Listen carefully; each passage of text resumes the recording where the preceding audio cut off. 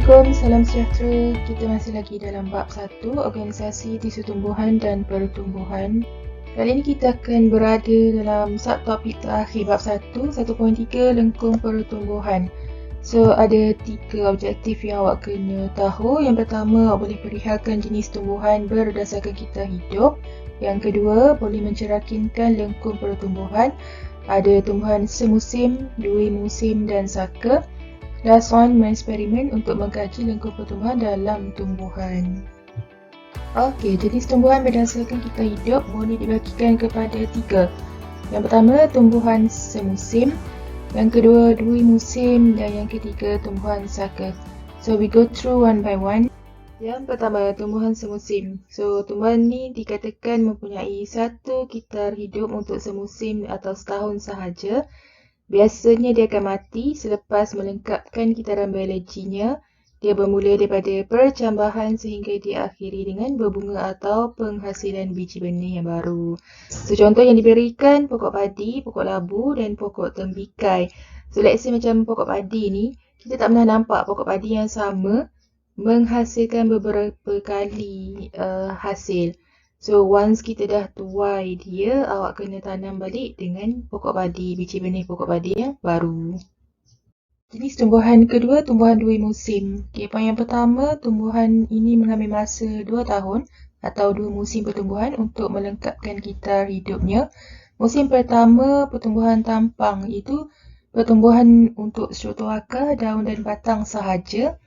Musim pertumbuhan kedua, berlaku proses pembiakan. Tumbuhan ini biasanya berada dalam kawasan beriklim sederhana. Okey, setelah mengalami pertumbuhan tampang, proses pertumbuhan akan berhenti seketika pada musim sejuk. So, in between musim pertumbuhan pertama dengan pertumbuhan kedua, biasanya dia akan melalui musim sejuk. So, waktu musim sejuk ni dia akan stop sekejap.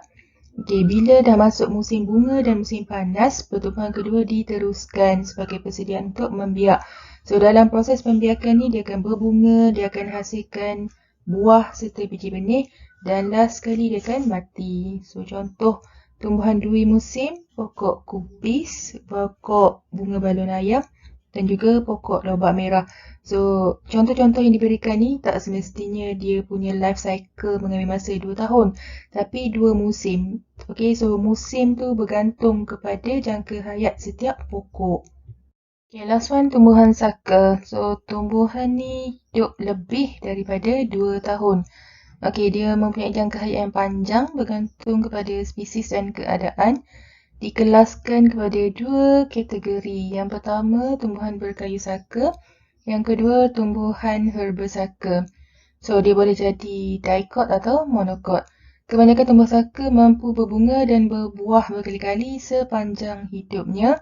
Tumbuhan ini mempunyai struktur yang dapat beradaptasi dengan persekitaran dan perubahan suhu. Contoh yang diberi, rumput, pokok bunga raya dan juga pokok mangga. Okay, next topik, lengkung pertumbuhan dalam tumbuhan. Masih lagi dibahagikan kepada 3 kategori mengikut jenis tumbuhan yang kita bincang tadi. So, ada lengkung untuk semusim, dua musim dan saka. Paling penting dalam topik ni, awak boleh kenal bentuk graf untuk ketiga-tiga jenis lengkung. Okay, kita tengok yang pertama, lengkung pertumbuhan tumbuhan semusim. So, bentuk dia adalah sigmoid sama dengan lengkung pertumbuhan manusia dan haiwan lain. Dia ada 4 peringkat. Okay, peringkat A, penurunan jisim kering. Sebab apa jisim dia menurun? Sebab makanan yang disimpan dalam kotiledon digunakan untuk percambahan sebelum tumbuhnya daun untuk menjalankan proses fotosintesis. Manakala peringkat B, berlaku peningkatan jisim kering. Waktu ini kadar pertumbuhan meningkat dengan cepat. Hal ini berlaku disebabkan tumbuhan telah menjalankan fotosintesis. So, bila dia dah boleh buat makanan dia sendiri, maka jisim kering dia pun meningkat. Okay, peringkat C, jisim kering malar. Disebabkan kadar pertumbuhan adalah sifar, tumbuhan telah matang pada peringkat ini. Last sekali, peringkat D, penurunan jisim kering. So, dia berlaku secara perlahan-lahan disebabkan oleh penuaan kadar fotosintesis rendah, keguguran daun dan bunga serta penyebaran biji benih. Yang kedua, lengkung pertumbuhan tumbuhan dwi musim. So, bentuk lengkung dia, 2 lengkung sigmoid yang digabungkan bersama. kat gambar raja sebelah ni boleh nampak ada dua lengkung sigmoid. Okey, musim pertumbuhan pertama atau lengkung sigmoid yang pertama, apa yang berlaku? Tumbuhan menghasilkan daun, berlakunya fotosintesis dan makanan disimpan dalam umbisi. Manakala musim pertumbuhan kedua, makanan yang disimpan dalam umbisi tadi digunakan untuk menghasilkan bunga dan biji benih.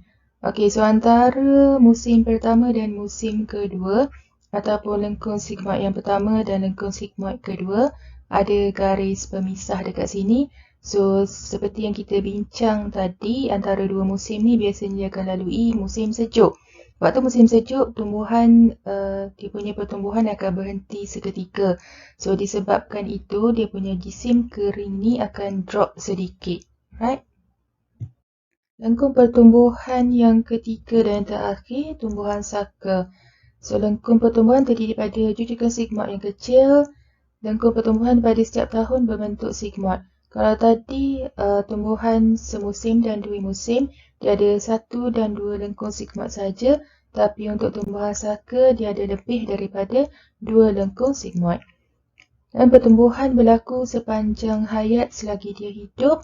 Dia akan melalui proses hidup berulang kali. Kadar pertumbuhan adalah tinggi pada musim bunga dan musim panas. Keamatan cahaya yang tinggi meningkatkan kadar fotosintesis. Last one, kadar pertumbuhan menurun pada musim sejuk. Sebelum kita akhiri bab 1, sedikit nota tambahan. Yang pertama berkaitan dengan kesan bunyi terhadap pertumbuhan dalam tumbuhan. So, kesan bunyi ni sebenarnya mempengaruhi pertumbuhan dalam tumbuhan, di mana tumbuhan yang didedahkan dengan bunyi tumbuh lebih cepat berbanding tumbuhan yang tidak didedahkan dengan bunyi. So, kalau dikehendaki buat eksperimen, biasanya kita akan ukur ketinggian anak pokok. So, kita boleh nampak anak pokok yang didedahkan dengan bunyi, dia punya ketinggian akan lebih daripada anak pokok yang tidak didedahkan dengan bunyi. Okay, yang kedua, aksonometer. So, alat ni digunakan untuk mengukur pertumbuhan memanjang suatu tanaman. Aksonometer terdiri daripada sistem takal yang dilengkapi dengan jarum penunjuk pada penunjuk skala. So, sekian saja untuk bab 1. Terima kasih semua.